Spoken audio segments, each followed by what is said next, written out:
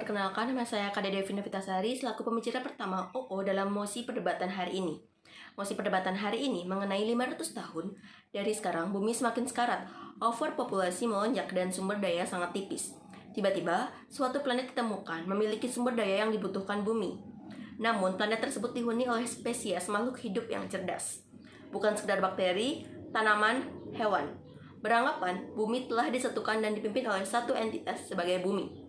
Dewan ini memilih untuk melakukan invasi dibandingkan diplomasi demi mendapatkan sumber daya tersebut. Saya akan menjelaskan definisi diplomasi terlebih dahulu, di mana diplomasi adalah suatu kegiatan atau praktik untuk menjalin relasi dengan pihak lain. Dalam mosi ini, untuk menjalin relasi dengan planet tersebut, melalui sebuah diskusi negosiasi untuk mendapatkan hal yang diperlukan oleh pihak bumi, sehingga melalui diplomasi ini akan ditemukan win-win solution untuk masing-masing pihak.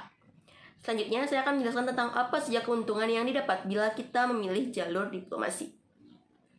Yang pertama, tidak perlu adanya pertumpahan darah. Walau tadi dari pihak government mengatakan bahwa pengaplikasian senjata, transportasi, dan segala halnya dapat dilakukan secara autopilot, tetapi akan ada banyak pertumpahan darah dari planet tersebut. Bukankah planet tersebut dihuni oleh spesies makhluk yang cerdas? Berarti, besar kemungkinan mereka akan membalas berkali-kali lipat lebih kejam dari apa yang dilakukan oleh bumi. Dengan SDM mereka yang tinggi, tentu hal tersebut bukanlah sesuatu yang mustahil. Maka, secara otomatis akan terjadi pertumpahan darah bagi para spesies di bumi. Walau tadi government mengatakan sebelum planet tersebut pulih, maka bumi dapat membuat persiapan terlebih dahulu. Tetapi, apakah persiapan tersebut menjamin keselamatan seluruh spesies bumi? Yang kedua, dengan melakukan diplomasi, maka kita bisa membentuk sebuah relasi baru dan kerjasama dengan planet tersebut. Seperti yang dikatakan, 500 tahun ke depan, pasti sudah banyak barang-barang yang dapat diproduksi oleh para SDM bumi. Dan kita dapat menjualnya kepada planet tersebut sehingga dapat menambah pendapatan di bumi. Apa yang diproduksi oleh bumi dan planet tersebut tentulah hal yang berbeda. Jadi, hal yang hanya dapat diproduksi di bumi dapat kita transaksikan kepada planet tersebut. Ketiga, masalah akan selesai secara damai. Tidak adanya permusuhan yang terjadi dan bumi mendapatkan sumber daya yang diinginkannya. Baik bila dalam dunia government kita melakukan invasi, tentunya untuk membuat suatu senjata yang hebat sudah pasti memerlukan sumber daya yang tidak sedikit pula. Seperti uranium, thorium dalam pembuatan senjata. Contohnya pembuatan senjata nuklir yang bahan tersebut berasal dari alam. Bagaimana? Dalam kemungkinan terburuk ketika sumber daya yang digunakan telah menipis dan digunakan seluruhnya pada invasi yang pertama kali dilakukan, itu dia juga sudah habis. Ketika planet tersebut mempunyai sumber daya alam yang melimpah, bumi akan kesusahan untuk membalas setiap serangannya. Karena bumi telah kehabisan sumber daya alam untuk pembuatan senjata. Sedangkan mereka masih memiliki sumber daya persenjataan yang berlimpah. Apalagi mereka adalah spesies yang cerdas. Tidak menutup kemungkinan mereka curiga terhadap pergerakan yang dilakukan oleh bumi.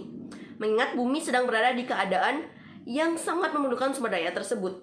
Dan sumber daya tersebut hanya ada pada mereka. Selain sumber daya yang diperlukan dalam hal senjata, sumber daya transportasi untuk ke planet tersebut juga diperlukan. Dan juga memerlukan biaya yang sangat besar bila kita melakukan invasi ini. Selanjutnya, setelah invasi terjadi, kita beranggapan bumi menang.